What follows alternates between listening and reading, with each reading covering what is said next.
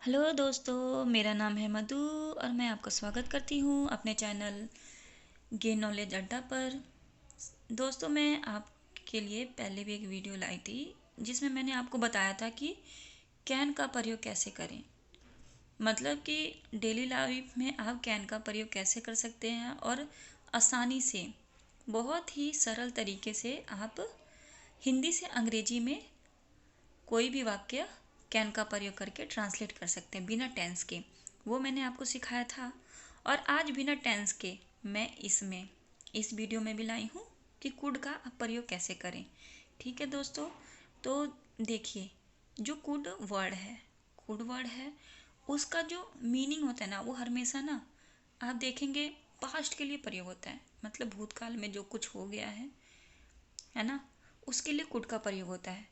अब हम यहाँ पे इसको समझने का प्रयास करेंगे। देखिए, मैंने लिखा है पास्ट यानी भूतकाल के लिए हमेशा प्रयोग होता है। ठीक है दोस्तों, तो इसकी जो पहचान दे रखी है, सकता था, सकती थी, सकते थे, है ना। हम बोलें जा सकता था, खा सकती थी, खेल सकते थे, हम ऐसे वाक्य प्रयोग करते हैं ना। उसी तरह अब हम इसको एक नॉर्मल उदाहरण से देखिए। राम जा सकता था, सिंपल सा। अब आप देखो, इसको रूल भी आप प्रयोग ना करो तो आराम से इसका ट्रांसलेट कर सकते हैं। जैसे राम कुड गो। ठीक है, हम इसको रूल के साथ समझने का प्रयास करेंगे ताकि आप खुद भी सीख सकें और अपने छोटे भाई बहनों या आपके जो दोस्त हैं जो कमज़ोर हैं, आप उन्हें भी सिखा सको। ठीक है दोस्तों, तो रूल ज़रूरी है। तो यहाँ पे पहला रूल है जो वो है subject plus could plus verb की फर्स्ट फॉर्म प्लस ऑब्जेक्ट है। ठीक है दोस्तों, अब इसका हम प्रयोग करते हैं। ठीक है दोस्तों, उदाहरण के साथ। ठीक है, तो आप देखिए यहाँ पे पहला उदाहरण है, वे खेल सकते थे। ठीक है दोस्तों, हम किसी ग्रुप के बारे में बात कर रहे हैं, मतलब कि उनके पास टाइम था, है ना, अवसर था, वो खेल सकते थे।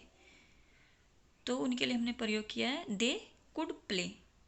ठीक है, अब हम दूसरा उदाहरण देखेंगे, मैं आ सकता था, आई कुड कम।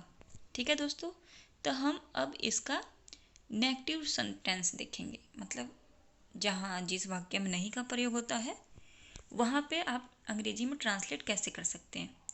ठीक है दोस्तों, तो यहाँ पे रूल नंबर 2 दे रखा है। देखिए, subject plus could plus not plus verb की फर्स्ट फॉर्म प्लस ऑब्जेक्ट है। ठीक है दोस्तों, इस रूल को हम प्रयोग करने का कोशिश करेंगे उदाहरण के साथ।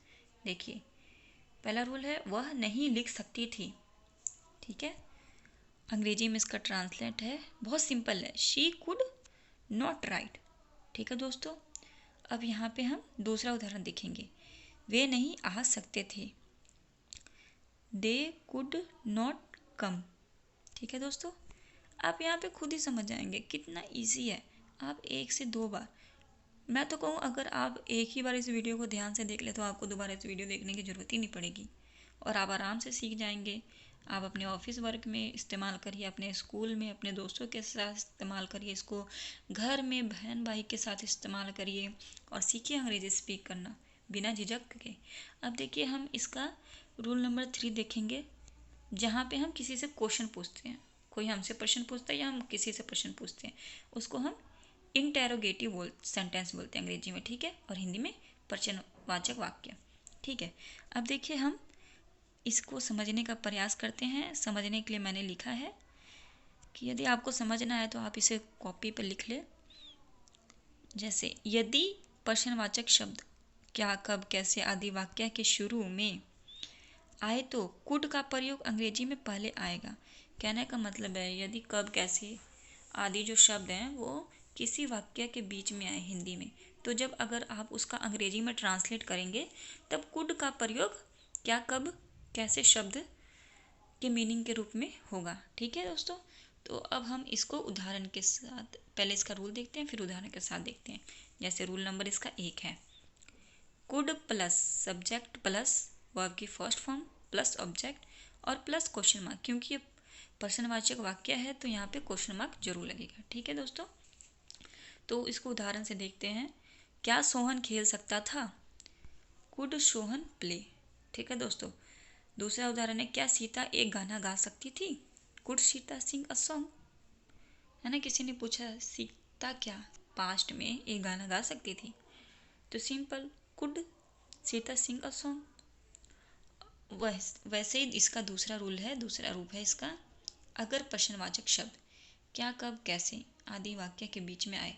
मतलब पहले वाला में तो क्वेश्चनवाचक शब्द वाक्य के शुरू में आ रहा था, पर अब इसमें रूल नंबर इसका जो दूसरा है उसमें प्रश्नवाचक शब्द वाक्य के बीच में आ रहा है। तो उसके लिए जो रूल का प्रयोग होएगा वो इस तरीके से होएगा, question word plus could plus subject plus verb की फर्स्ट फॉर्म प्लस ऑब्जेक्ट है। ठीक है दोस्तों। तो यहाँ पे उदाहरण के साथ हम इसको समझने का प्रयास करेंगे। रागिनी क्यों गा सकती थी? मतलब रागिनी किसी की जगह क्यों गा सकती थी, या रागिनी क्यों गा सकती थी, कोई और भी तो गा सकता था। हम ऐसे अगर किसी से पूछ रहे हैं तो हम अंग्रेजी में पूछेंगे वाई कुड रागिनी सिंग। ठीक है दोस्तों। यहाँ पे दूसरा उदाहरण देखेंगे, मैं क्यों लिख सकती थी? Y could I right. ठीक है, मैं क्यों लिख सकती थी, सिंपल। देखिए दोस्तों, इस जो वीडियो मैंने बनाई है उसमें मैंने आपको बताने का प्रयास ये किया है कि आप कैसे कैसे कुड का प्रयोग भी कैन की तरह अपने डेली लाइफ में कर सकते हैं बिना टेंस सीखे। ये जो वर्ड हैं ये बिना टेंस सीखे ये आपको ट्रांसलेट करना सिखा देंगे। सिंपल, बस आपने एक वर्ड को देखना है और इस वीडियो को देख के समझना है। ठीक है दोस्तों। तो आज के लिए इतना ही। अगर आपको मेरी वीडियो पसंद आई हो तो लाइक करें, कमेंट करें और शेयर करें। ठीक है दोस्तों, धन्यवाद।